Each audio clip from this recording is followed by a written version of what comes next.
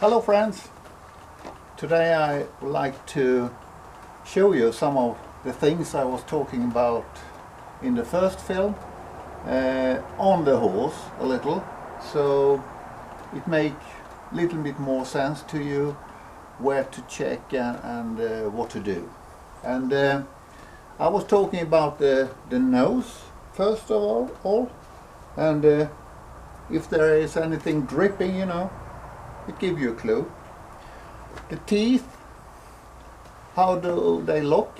And you can easily lift the lip and see if the teeth are the same length on both sides, and if they are okay, and if you can move the jaws in both sides. And if you like to watch the teeth a little bit longer in, you just take out the tongue, put it a little bit beside, and you can watch in. It's easy, no problem. Okay, and then we was talking about glands, and here is a very important gland, easy to check. If it's hard and big, you do have an inflammation going on. It's connected to the lymph and the immune system a lot. So it's a good way to learn how it feels, the size of it, and keep that in mind, and you can see if there is any differences. Okay, so here is some small yellow eggs. There is a fly who's spraying these yellow eggs. It's a nasty little fly, and when the horse is licking itself, it will be losing, and they got it in the mouth first of all, and then can stay there, eat themselves in the side here, and create bad infections in the mouth. It looks terrible, and then they are spending the whole winter inside the horse and come out in the springtime and start all over. So these flies, try to kill them, but absolutely remove all eggs, because the saliva in the horse is make them become away from the skin. So it's how they come into the horse. I was talking about the neck, and it starts up here and goes on the upper side here and connect to the spine up here. So it's not here, it's here is the neck, going like that. Yeah. And an easy way, as I told you, is to bring in the nose to the side, and if the horse are doing that easy, there is probably no issues here. And if you like to check it up, you just dot like this on the neck here, and if the horse react, you know, with the head, there is some sensitivity, so you can find out where a problem is. You can have the horse here, and you feel directly as soon he is relaxing, you feel it here. Yeah. And here's nothing. These big muscles, they are keeping the head straight when he walks, and it pull forward the front leg. So they're doing several things. Okay. Yeah. So we can just test. Come. So good. You take that little bit gentle, and if there is any problem, he will refuse or move his back because it's stopped, so to say. Another thing you can test when you are in the head is the front of the spine. There is often horses who, yeah, they have turn around, you know, and have a pleasant time and maybe hit a stone or something, and something have been moving around. And it's also this kissing spine issue, where the problem is here. An easy way to test some of the spine anyhow, it's to lift up the head as much as you can. And when you do that, you can also have a look in the eye, so you can see the white part of the eye. And when you lift up the head on the horse, you can do like that, and he was looking down, and you see the white area very, very good. And if it's red, you have infections. If it's brown, you have a liver toxicity. The horse is toxic for some reason. So you can have some simply knowledge just by doing that. So if I just lift up,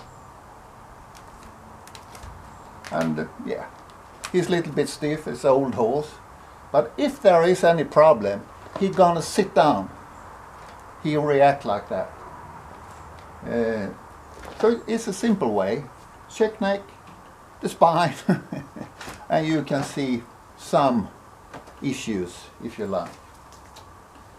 So when I was talking about the shoulders, there is so important how the hoof care is and how they are walking. A horse that are correct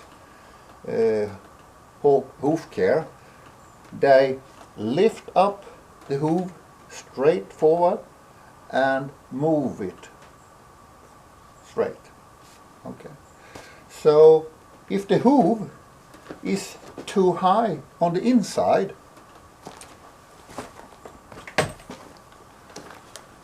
like this, the hoof is too high on the inside, the horse like to go more center when he walks, and he'll lift the inside first and tipping over to the outside. So if you take a look on a horseshoe, you can see how it's teared off here, and you can do that if they are barefoot also, but this is like that. It's too high here, and it roll over more to the outside, and the horse maybe sometimes even rotate the hoof when it lifted, and it's a good way to remove shoes or take off boots. This rotation thing. And it's also very hard for the joints in the hoofs. It's tough work. Cause often inflammation in these joints.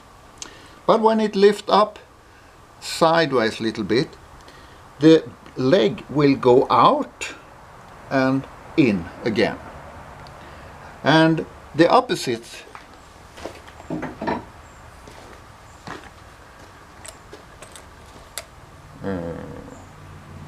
no. Yeah, it's the same shoe actually. When it's too high in the outside, if you have the center, it will lift sideways in, and it will go, you know, as a skater on ice, in and out. And if this is a front hoe, they often kick themselves on the inside. You need some kind of protection. Or you make a decent hoof care. Sometime when they walk like this, longer periods, the soft tissue can be pressed out So if it's high on the inside, it press out soft tissue on the outside. And it could be a bulb coming out. But normally you can fix these things with a good hoof care. And all this circle movement will make it quite difficult for the horse's muscle. You know, every step it takes is an unnatural move. And it costs. It costs a lot. And sometimes it could be like this because, you know, those who do the job are left-hander or right-hander, and it's simple to tear off on the side you are, so it's easy to take too much here, and it's a little bit difficult to work on that side. So some horses actually looks like that, and no one checking up if the hooves are correct or how they are moving before hoof care and after hoof care. So before you do anything with any hooves, check up how the horse is moving.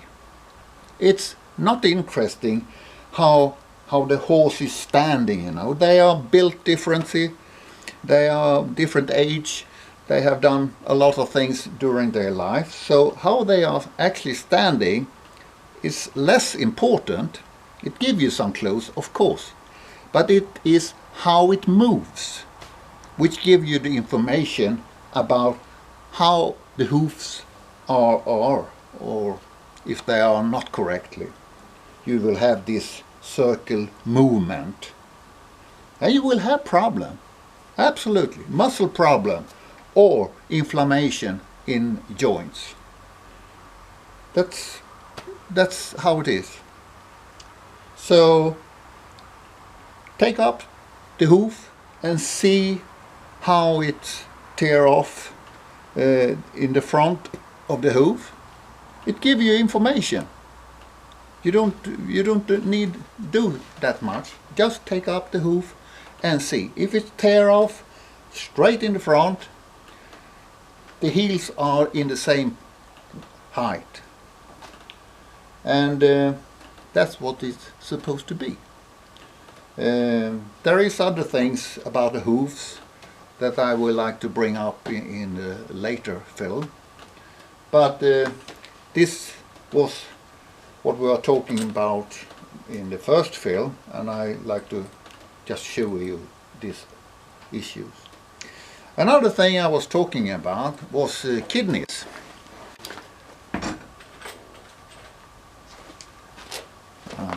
Move the camera a little. So, hi. So, kidneys is sitting under the spine, about here. And it's in the back part of the saddle. And some horses, they could even be a little bit swollen here. Don't ride on them, because it's hurt. So, these horses with swollen back has definitely kidney problem. But you can also put in, you see here he is reacting. He put down his back, and he has right now some issue with the kidneys because there is a lot of insects biting him. You see there is some spots all over, and that is the immune system have to deal with this. It's kind of toxication. So his kidneys is a little bit sensitive, so he reacts. Here is the kidneys, just a bit in front of the hips, call it, pelvis. You have also one dot on each side, which is connected to the digestive system, the intestine. So if they have any problem, they will become sensitive here. And it's also dots you can use and massage on when the horse has colic. You know, big problem. And there is also one of these very good points just between the nose. It's when it's emergency and there is serious colon problem, digestion problem, you can massage here. And when the horse has this problem, it often standing and lifting its lip. It's for releasing the tension here and get the energy floating. Together with these dots, there is also under, it goes all the way, and in the center of the chest there is also this energy line that you can help the horse when he has this colic problem. When we are in the front, I will also say, if you have a horse with intestinal problem, wounds, especially in the back part of it, there are some muscles who are connected to this part of the system, and you have one on each side here who can be very, very sensitive when they have wounds and problems in the back part of the colon system and digestive system. So some people say, oh, he refused saddle. Okay, you can put on the saddle. He don't react.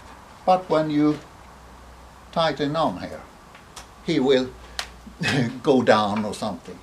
And that's because these muscles are sensitive, and it really hurts. And the reason for it is in the stomach, in the intestine. So it's not a stupid horse. He's just telling you, hey, it's hurting me. And if you had the same problem and we took the belt and tied on, you will also do that. So they're telling us a lot. So by watching this film, and the other ones of course, I hope you will find some thinking and ideas of how to check up your horse. Okay, buddy? Yeah. So I hope you have seen the first part. The second part here and now will make more sense to you, and you have it together a little bit. Yeah. Yeah. Yeah. It's an old trotter. What is it? 23? Yeah. 23. Yeah. Okay. So next time I will talk more about the back and what's going on there, and what to check up a little. And you see, oh, there's more of these yellow eggs. They have been working a lot during this night. Okay, I'll see if I can remove it. So until next time, you have a great ride, enjoy your life, and take good care of your horses. Bye bye from Sweden.